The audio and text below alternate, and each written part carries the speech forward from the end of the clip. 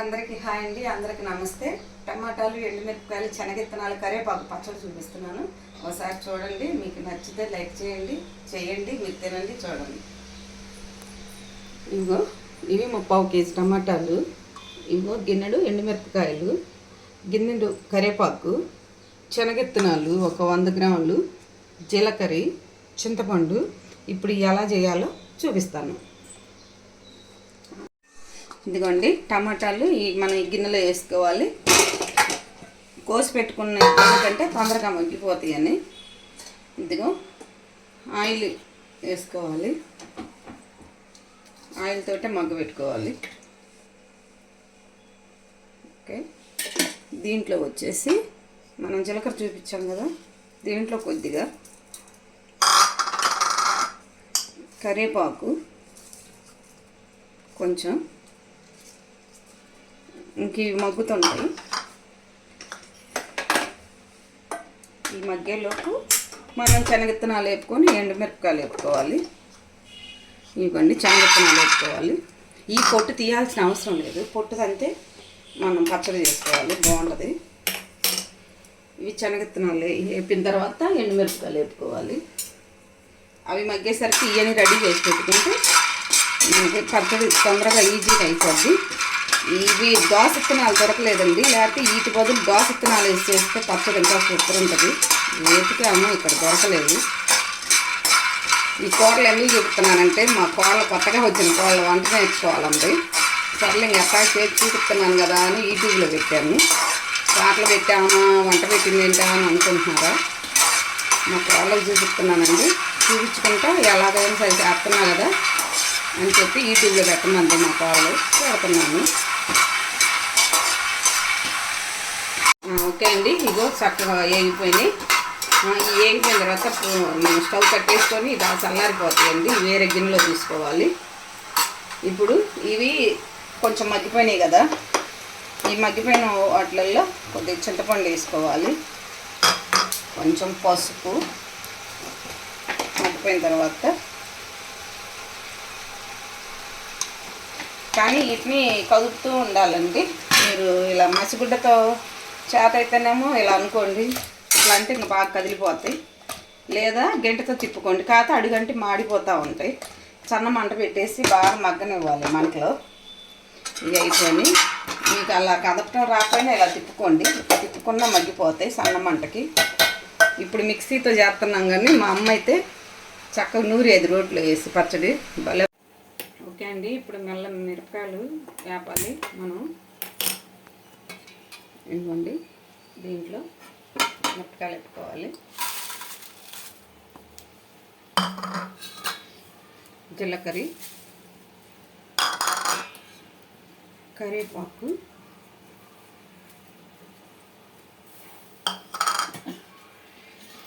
కొంచెం ఆయిల్, కొద్దిగా అంతే. ఇవి తిప్పుకుంటూ ఇవి కూడా వేగాలండి బాగా మనకి.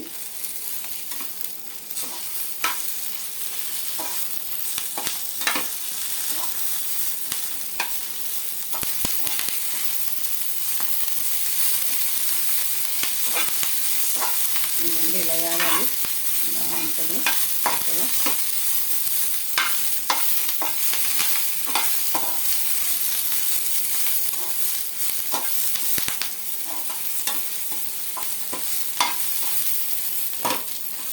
ఇవైతే మగ్గిపోతున్నాయి టమాటాలు. ఇవి చూడండి చక్కగా మగ్గిపోతాయి, బాగా మగ్గని దగ్గర పడిపోతాయి. ఇలా వచ్చేస్తే ఇక తొందరగా ఉడికిపోతాయి బాగా.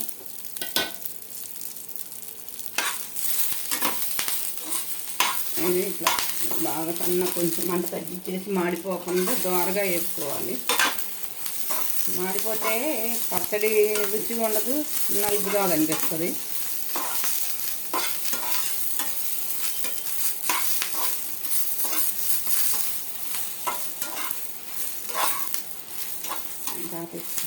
ఓకే అండి, ఇగో వేగిపోయినాయి చూసారా. ఇక దీన్ని స్టవ్ కట్టేసి ఇవి బాగా చల్లారాలి. అయిపోయింది. ఇదిగో ఇది దగ్గర పడి ఉడుకుతున్నాయి, పులుసులో ఉడకాలండి బాగా. ఇవి ఉడికిన తర్వాత ఇవి కూడా చల్లారాలి. చల్లారిన తర్వాత రోటి పచ్చడి అయితే చక్కగా రోట్లో వేసి నూరుకుంటే బాగుంటుంది. ఇక్కడైతే రోల్ లేదు, నేను మిక్సీ బట్టి చూపిస్తున్నా. రోట్లో అయితే ఇంకా రుచి టేస్ట్ భలే ఉంటుంది. అది ఎందుకండి చూసారా, అసలు పూర్తి దగ్గర పడి మొత్తం ఇక అడుగంటినట్టుగా మాడిపోయినట్టుగా శుభ్రంగా మగ్గిపోయిద్దండి. ఇంకేం ఉండదు. మనం ఈ టమాటాలు చల్లారిన తర్వాత శుభ్రంగా మిక్సీ జారీలో తీసుకొని శుభ్రంగా వేసుకోవటమేనండి. మగ్గిపోయినాయి, స్టవ్ ఆఫ్ చేద్దాం. అది ఇవో చక్కగా మగ్గినాయండి. ఈ కాకపోతే ఈ 20 నిమిషాలు మగ్గాలండి, అదొకటి గుర్తుపెట్టుకోండి. ఇక ఇంకేం ఉండకూడదు, ఇలా మగ్గిపోవాలి. ఇదిగోండి మిక్సీ గిన్నె తీసుకొని ఎల్లిపాయలు 4 రెబ్బలు వేసుకోవాలి. తర్వాత మనం వేయించిన మిరపకాయలు ఉన్నాయి కదా, అవి తీసుకోవాలి.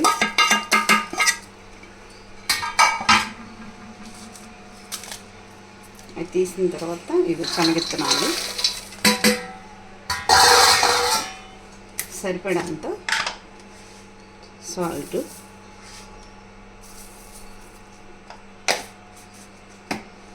ఇవి ఒక తిప్పి మెదిగిన తర్వాత దీంట్లో టమాటా వేయాలి, మగ్గించిన టమాటా.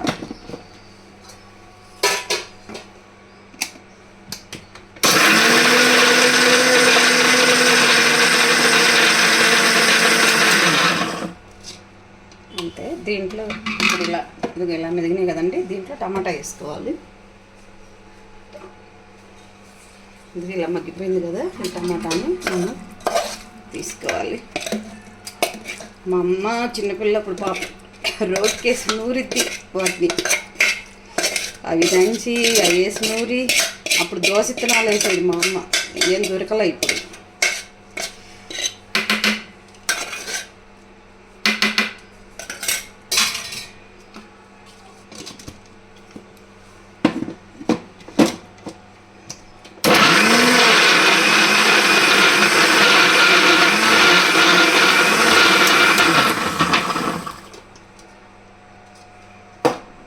చూద్దామండి, కలుపుదాము.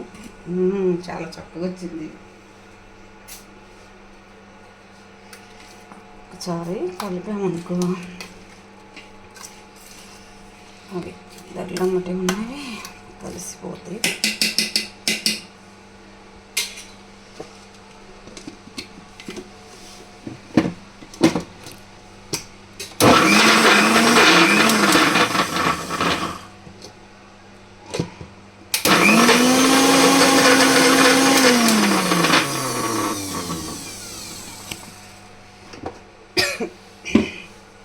మిరపకాయలు కదండి, ఘాటు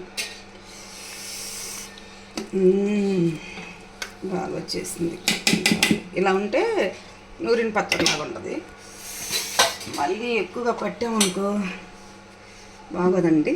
ఇది ఇలా తీసేసుకోవటం గిన్నెలో.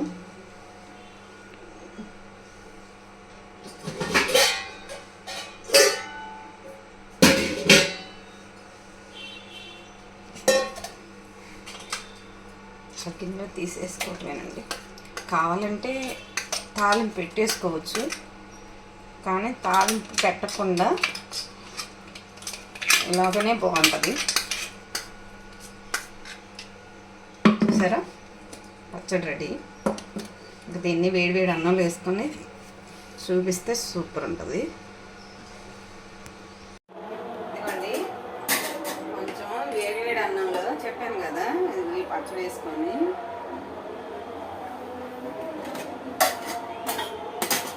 నెయ్యి వేసుకొని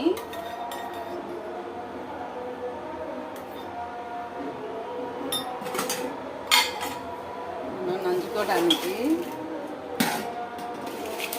ఇలా ఏయో ఒకటి మనకున్నాయి పెట్టేసి ఈ వేడి అన్నం కలుపుకొని, ఈ వేడి అన్నంలో అసలు ఎంత చెప్పలేలే, బాగుంటుంది.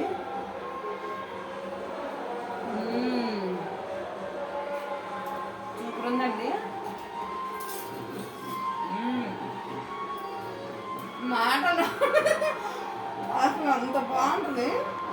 దీంట్లో కాళ్ళ మీద వేసుకొని తిన్నా సరే అట్లా ఎంత బాగుంటుందో ఒక్కసారి చేసుకోండి, తిని చూడండి, మీకే తెలుస్తుంది.